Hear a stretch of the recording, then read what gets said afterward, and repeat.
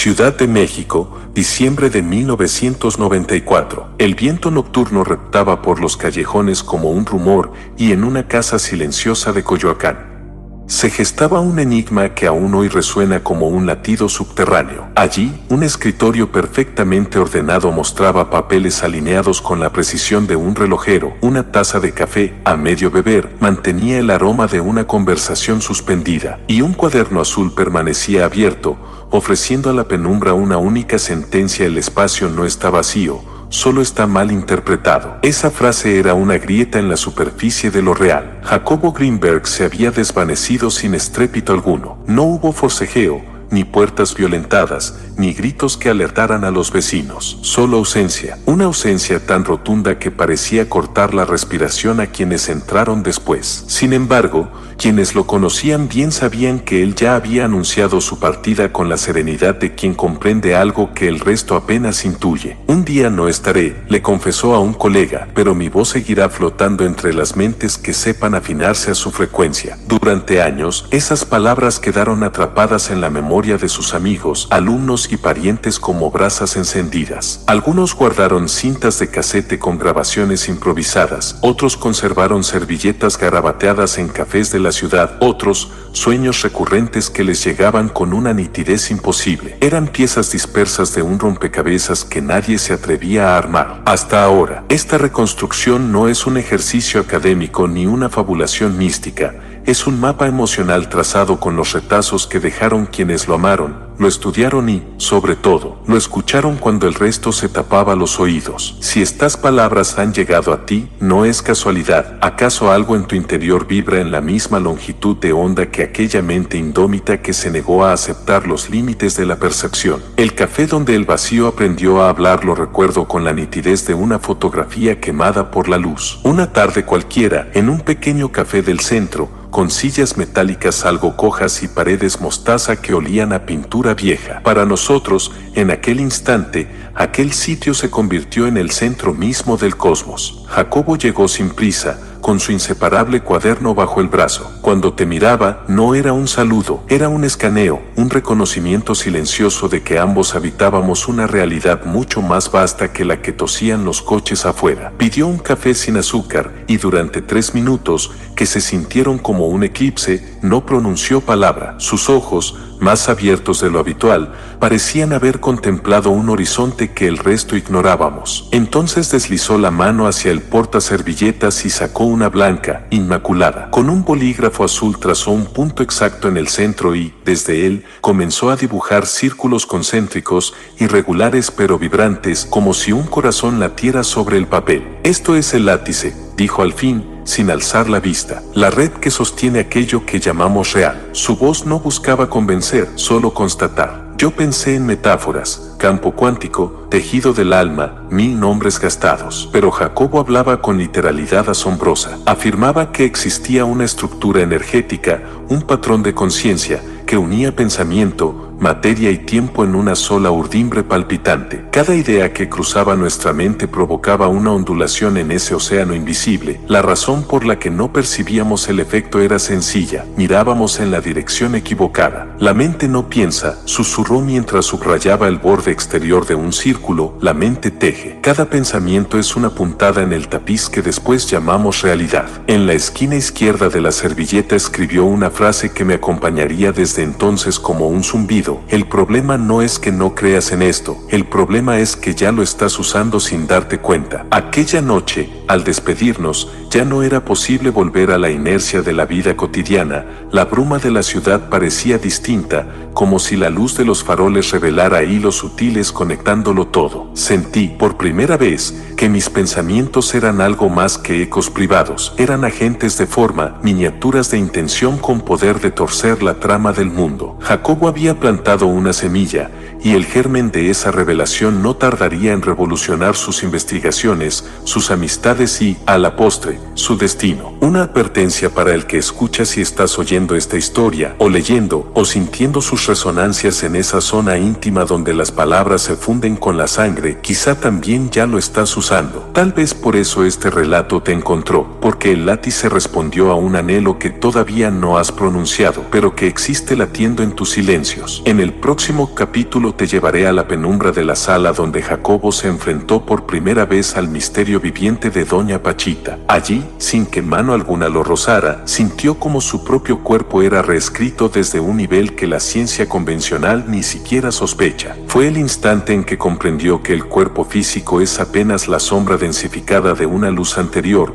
un reflejo que obedece a la geometría de la conciencia. Antes de continuar, te invito a una pregunta radical. ¿Alguna vez has intuido que tu pensamiento altera algo fuera de ti, aunque no puedas demostrarlo? Si la respuesta es sí, tal vez ya has tocado los hilos invisibles de esa red universal. Y quizá, solo quizá, la desaparición de Jacobo Greenberg no sea la clausura de un enigma, sino la puerta de entrada a una forma de recordar lo que siempre ha estado ahí, aguardando en silencio. Jacobo decía que esa fue la primera vez que entendió lo que ella realmente era. Un canal, no una mujer con dones, sino un punto de conexión entre realidades. Pachita lo miró y le dijo algo que él anotó palabra por palabra en su libreta negra. El cuerpo es solo la sombra que la luz decide proyectar. Tú y yo no somos esto que ves, somos lo que vibra detrás. Luego levantó una mano con dificultad y le pidió que cerrara los ojos. Jacobo lo hizo. No sintió un toque, no oyó palabras, solo una especie de impulso eléctrico que le cruzó el pecho, como si le colocaran un código, una clave vibracional. Cuando abrió los ojos, ella ya no lo miraba, miraba más allá. Y entonces, con una voz bajísima,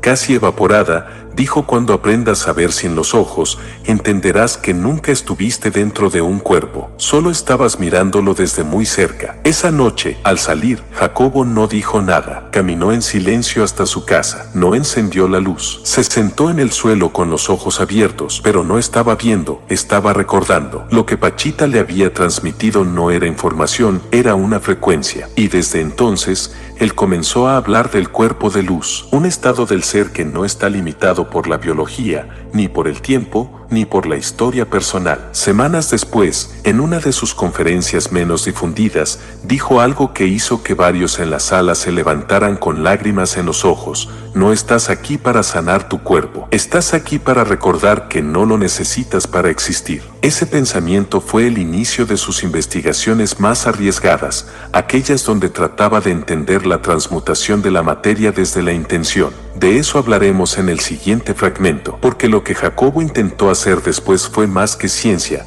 más que misticismo, fue un intento de traer el infinito al presente. ¿Alguna vez sentiste que no era solo tu cuerpo? Que algo dentro de ti ya lo sabía todo, pero lo habías olvidado. Comenta abajo. Tal vez esta historia solo está activando lo que ya estaba sembrado en ti. El día que intentó mover la materia con la intención, Jacobo llevaba semanas sintiendo algo extraño. Cada vez que meditaba profundamente, su cuerpo se volvía casi translúcido en su percepción. No era una alucinación ni una metáfora. Era como si la densidad de su cuerpo disminuyera y, en su lugar, quedara solo un patrón vibratorio. Lo anotaba en su libreta, junto con ecuaciones y símbolos que decía le llegaban como dictados silenciosos. Una tarde, frente a un grupo pequeño de estudiantes, Jacobo hizo algo inusual. Cerró los ojos, colocó una hoja de papel sobre la mesa y puso encima un bolígrafo. Luego dijo: no piensen en moverlo, piensen en ser parte de él. Sientan que el bolígrafo y ustedes comparten el mismo origen. Algunos se rieron nerviosamente, pero él seguía en silencio,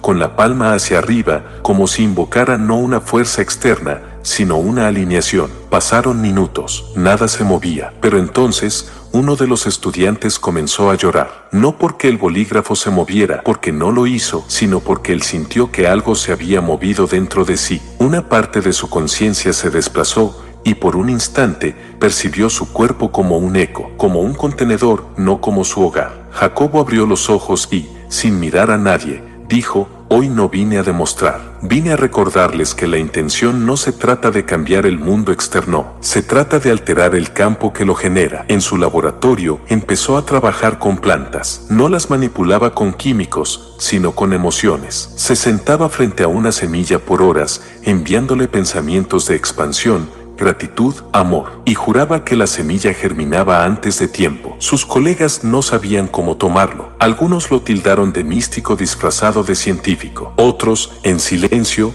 empezaron a probar lo mismo. En uno de sus escritos privados, dejó una frase inquietante: El universo no responde al esfuerzo, responde a la coherencia. Cuando lo que piensas, sientes y haces están alineados, la materia no puede resistirse. Esa frase, años después, sería estudiada por físicos cuánticos y monjes por igual. Jacobo no intentaba convencer, solo vivía al filo del misterio. Cada día, más cerca de disolverse como individuo y más cerca de fundirse con lo que él llamaba la intención original. ¿Y tú? ¿Alguna vez has sentido que tu pensamiento tenía un efecto físico, aunque nadie más lo viera? En el siguiente capítulo exploraremos una experiencia que Jacobo nunca compartió públicamente, pero que quedó grabada en una cinta de casete olvidada por décadas, el día que vio su propia muerte desde afuera. El día que vio su propia muerte desde afuera era 1982. Jacobo viajaba solo por la sierra de Oaxaca en busca de comunidades que aún preservaran conocimientos ancestrales sobre el tiempo y la conciencia. Llevaba un pequeño grabador de casete, un cuaderno de tapas duras y una intención silenciosa: entender cómo los pueblos originarios percibían la realidad. Una noche, al pie de una montaña que los lugareños llamaban el Cerro que Recuerda, Jacobo fue invitado a una ceremonia. Le dijeron que allí no se tomaba nada, ni plantas, ni hongos, ni infusiones. Solo se escuchaba. ¿Escuchar qué?, preguntó. A ti mismo, respondió un anciano ciego, con voz de piedra antigua. Lo guiaron a un círculo de piedras. Allí, en el silencio total, comenzó a escuchar un zumbido dentro de su cabeza. Primero tenue, luego ensordecedor. No era un sonido, era una frecuencia. Entonces, ocurrió. Jacobo se vio a sí mismo, no como en una visión borrosa, sino con claridad milimétrica. Estaba acostado en una camilla blanca, conectado a monitores, rodeado de médicos. Su cuerpo no se movía. Su rostro era tranquilo, como si simplemente hubiera soltado algo muy pesado. Lo extraño era que no había emoción, ni miedo, ni dolor, solo observación. Desde un punto de vista externo, como si su conciencia flotara a metros del techo, testigo de su propia muerte. Luego vio algo más, un punto de luz que pulsaba dentro del cráneo de su cuerpo físico, justo en el centro. Ese punto se expandió, como un sol interno, hasta cubrir todo el campo de visión. Y en ese blanco absoluto, Jacobo recordó que no era la primera vez que moría, que había elegido volver, que todo esto, la ciencia, el cuerpo, las preguntas, incluso el nombre Jacobo, era una herramienta, un traje temporal, una escuela. Volvió en sí horas después, con los ojos empapados y el casete aún grabando solo el viento. Semanas más tarde, en su diario escribió: la muerte no es un final, es un espejo. Cuando te ves desde afuera, comprendes que nunca estuviste adentro. Nunca habló públicamente de esa experiencia, pero sus alumnos notaron algo. Desde ese viaje, Jacobo ya no decía yo pienso, decía la conciencia que me habita percibe, como si ya no se identificara con el personaje, sino con el observador eterno que hay detrás. ¿Y tú? ¿Has sentido alguna vez que tu vida tiene una capa más allá del cuerpo y el nombre? Déjalo en los comentarios. En el próximo capítulo nos adentraremos en un episodio que cambió la dirección de su investigación para siempre, el día que un niño de 5 años corrigió una de sus teorías más complejas. El día que un niño de 5 años corrigió una de sus teorías más complejas, Jacobo estaba dando una conferencia privada en el Instituto Nacional de Neurología. Ante él, un grupo reducido de científicos, terapeutas y curiosos escuchaban con atención su propuesta, que el cerebro no produce la conciencia, sino que la traduce, como una antena que capta una señal invisible. Mostraba en un pizarrón sus modelos mentales, los experimentos con pacientes en coma y cómo ciertos patrones cerebrales persistían incluso cuando la actividad eléctrica era casi nula. Entonces, pasó algo inesperado. Una mujer del público levantó la mano, no para hacer una pregunta, sino para pedir un favor. ¿Puedo pasar con mi hijo? No tengo con quien dejarlo afuera. Es muy tranquilo. Jacobo, amable, asintió. El niño entró y se sentó en el piso, dibujando con unos colores. No prestaba atención aparente a la charla, pero a mitad de una explicación, cuando Jacobo hablaba sobre cómo el hemisferio derecho parecía captar lo no lineal, el niño lo interrumpió con voz inocente pero firme: no es que el cerebro capte, es que el cuerpo se acuerda. Hubo un silencio. Todos voltearon a verlo. Jacobo sonrió. ¿Cómo dijiste? Que el cuerpo se acuerda, repitió, como cuando cierras los ojos y sabes dónde está tu cama. Jacobo se arrodilló frente a él. ¿Y cómo sabes eso? El niño pensó un momento y dijo: porque cuando sueño, a veces estoy en lugares donde nunca he ido, pero sé dónde está todo. Jacobo no respondió, solo lo miró como si acabara de presenciar un eclipse. Tomó su plumón, borró parte del diagrama en el pizarrón y escribió: el cuerpo no solo traduce, el cuerpo recuerda. Ese comentario tan simple lo llevó a replantear su modelo. Comenzó a investigar la memoria no declarativa, las impresiones celulares, la conciencia embebida en el tejido. Años después diría en una entrevista: no subestimen la percepción de un niño. Ellos aún no han olvidado lo que nosotros estamos tratando de recordar. Fue la primera vez que incluyó una cita anónima de un niño en uno de sus artículos académicos. No volvió a ver a ese pequeño, pero cada vez que hablaba del cuerpo como vehículo de la conciencia, decía en voz baja: esto me lo enseñó alguien que todavía no sabía escribir su nombre. ¿Y tú? ¿Has tenido intuiciones tan claras que parecían venir de otro lugar? Cuéntalo en los comentarios. En el próximo capítulo, el día que Jacobo dijo que un pensamiento era más contagioso que un virus, y lo demostró. El día que Jacobo dijo que un pensamiento era más contagioso que un virus, y lo demostró años después de su retiro de la práctica clínica, Jacobo fue invitado a una conferencia en la Universidad de Stanford, en un evento multidisciplinario sobre neurociencia, psicología y cultura digital. Su ponencia tenía un título provocador: las ideas contagian más que los virus. Muchos esperaban una charla filosófica, pero Jacobo llegó con datos, experimentos, pruebas reales. Comenzó con una pregunta simple al auditorio: ¿cuántos de ustedes recuerdan un pensamiento que no pudieron sacar de la cabeza por días? Casi todos levantaron la mano. ¿Y cuántos de ustedes compartieron ese pensamiento con alguien más, solo para sacárselo de encima? Las manos volvieron a levantarse. Jacobo sonrió, y entonces contó su experimento. Había tomado a dos grupos de personas. A uno se le inoculó una historia ficticia, emocionalmente poderosa, con una frase final inquietante: lo más importante que te diré hoy es que mañana ya no recordarás quién eras. A otro grupo se le inoculó un video con contenido informativo, neutral y lógico. Durante los siguientes 5 días,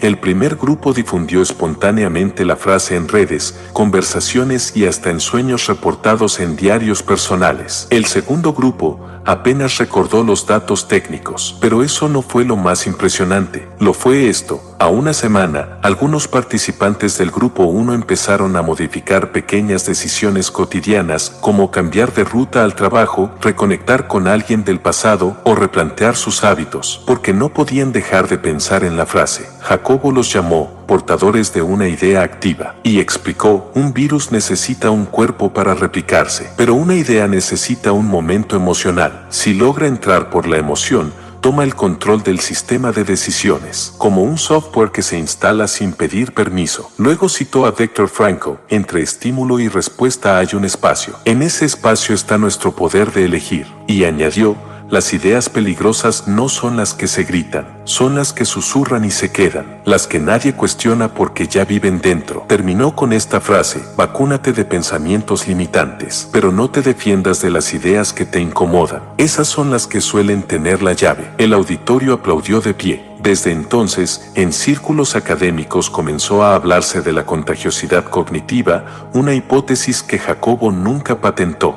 Decía que no era suya, que todos somos autores de lo que pensamos, aunque no lo sepamos. ¿Y tú? ¿Qué idea se te metió una vez en la cabeza y ya no te dejó igual? Déjala en los comentarios. Tal vez alguien más la necesite. En el próximo capítulo, el día que Jacobo lloró por un sueño que no era suyo. ¿Quieres que lo escriba ahora? El día que Jacobo lloró por un sueño que no era suyo era otoño. Jacobo caminaba por el malecón de una ciudad costera en la que nadie lo conocía. Había viajado sin agenda, solo con una libreta en blanco y el deseo de escuchar el silencio. Decía que el alma a veces necesita respirar sin que nadie la mire. Esa tarde, en una cafetería modesta frente al mar, escuchó por accidente una conversación entre una joven camarera y un turista extranjero. Él era escritor. Ella decía: siempre quise ser bailarina, pero mi papá decía que eso era para soñadoras sin futuro. Así que serví mesas y enterré las zapatillas de danza en una caja de cartón. El escritor respondió: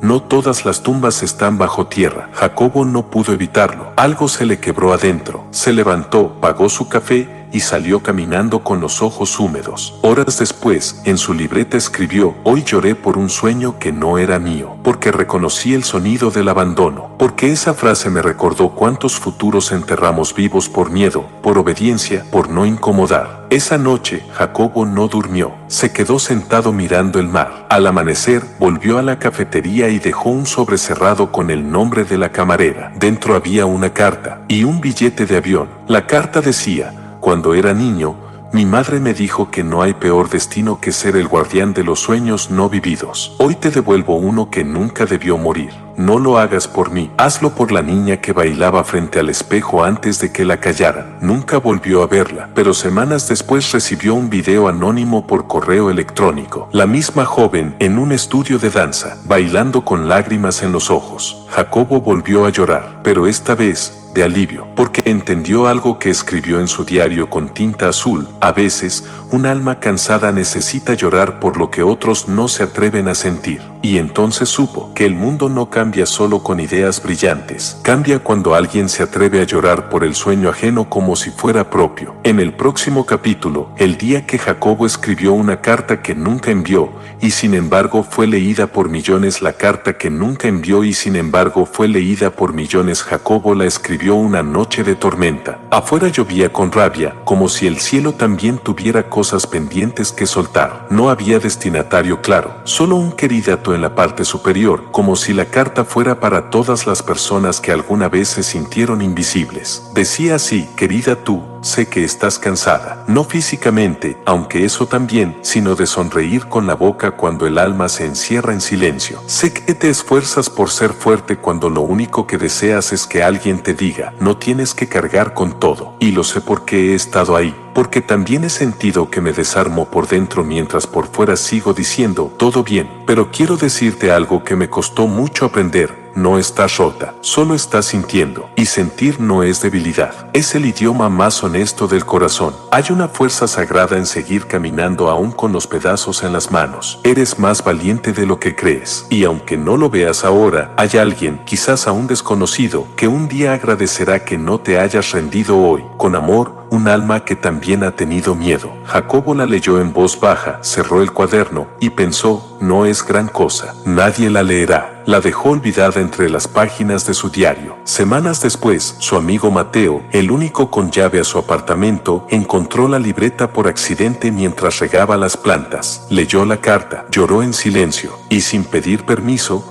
la compartió en redes. En menos de una semana, la carta tenía 3 millones de compartidas. Había sido traducida a 12 idiomas, impresa en paredes de hospitales, leída en funerales, en escuelas, en terapias. Mujeres y hombres de todas partes del mundo decían: sentí que era para mí. ¿Quién escribió esto? Me salvó. Jacobo lo descubrió por casualidad. Una noche, navegando en redes, encontró su carta circulando con miles de comentarios anónimos agradecidos. Sonrió y no dijo nada, porque supo que el amor no siempre necesita firmarse para transformar, y que a veces las palabras que escribimos para nadie terminan tocando a todos. En su diario solo escribió: la ternura también puede ser viral. En el próximo capítulo, el día que Jacobo decidió desaparecer y nadie lo notó, excepto un niño que no sabía leer.